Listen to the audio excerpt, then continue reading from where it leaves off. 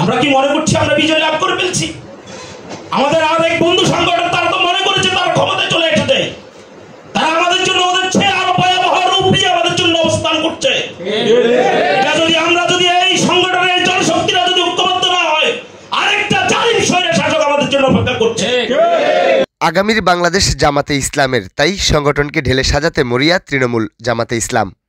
আমরা আমাদের এই পর্যায়ে আর কেউ যদি কথা বলতে চান, হাত তুলে অনুমতি নিয়ে কথা বলতে পারেন। নোয়াখালী কবিরহাট উপজেলার বাটিয়া ইউনিয়ন জামাতের ঈদ প্রীতি সভা 2025 অনুষ্ঠিত হয়।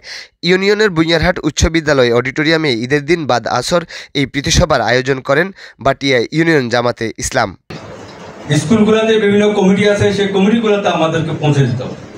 বিভিন্ন স্তর স্তরে আমরা যখন পৌঁছে দেব, জামাতের লোক, জামাত শিবিরের লোক যেখানে আছে, প্রত্যেকের মনের ভিতরে একটি বদ্ধমূল ধারণা এখানে কোনো অন্যায় হবে না। এই জিনিসটুকু যেন আমরা জনতার কাতারে পৌঁছে যেতে পারি। প্রীতি সভায় প্রধান অতিথি হিসেবে উপস্থিত ছিলেন নোয়াখালী মজলিসে শুরা সদস্য ও কোম্পানিগঞ্জ উপজেলা জামাতে আমির অধ্যক্ষ বেলায়েত হোসেন। 53 বছর আল্লাহর আইন সৎলোকের শাসনের ভিত্তিতে এদেশে কোনো সংবিধান রচনা হয় নাই, ঠিক কিনা? সুতরাং যদি আমরা এই অনুকূল সময়ে 151 জন সংসদ সদস্য যদি সংসদে পাঠাতে পারি, স্পিকার যদি এই কথা বলেন যে এখন সংসদের কাছে প্রশ্ন হচ্ছে এখন থেকে সুদ, ঘুষ, দুর্নীতি, হত্যা, জুলুম এটা হারাম ঘোষণা করা হলো, এই প্রস্তাবের পক্ষে যারা আছেন তারা হ্যাঁ বলেন, সাথে সাথে আইন পাস হবে কি হবে না? সুতরাং জামাত ইসলামী প্রত্যেকটি ওয়ার্ড থেকে আল্লাহর আইন এবং সৎলোকের শাসনের জন্য এই মাহে রমজানে খোদাবির লোক উপহার দিছে কি দেয় নাই?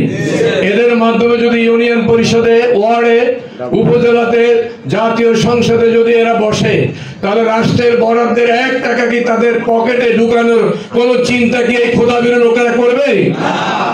সভায় বিশেষ অতিথি হিসেবে উপস্থিত ছিলেন সাবেক উপজেলা জামাতে আমির ইলিয়াস হোসেন, উপজেলা জামাতের সহ সেক্রেটারি মেজবাউদ্দিন ভূঁইয়া, বাংলাদেশ ইসলামী ছাত্র শিবির নোয়াখালী জেলা দক্ষিণের গোলাম আজম টিপু, উপজেলা জামাতে ইসলামী যুব বিভাগের সভাপতি আহসানুল্লাহ, বাটিয়া ইউপি সদস্য ডাক্তার আবু নাইম। তবে দুঃখজনক বিষয় হচ্ছে নোয়াখালীর শহীদ ইয়াসিন আরাফাতের বাড়িতে যখন নোয়াখালী জেলা বৈষম্য বিরোধী ছাত্র আন্দোলনের মুখ্য সংগঠক সকালবেলা কল দিয়েছে, তার মায়ের আহাজারি আজকে ফেসবুকে ভাসছে, তার মায়ের আহাজারি গতকাল থেকে আজ পর্যন্ত তাদের চুলায় আগুন জ্বলে নাই। সভায় সভাপতিত্ব করেন নোয়াখালী মজলিসে শুরা সদস্য ও বাটিয়া ইউনিয়ন জামাতে আমির হাফেজ মাওলানা নূর হোসেন।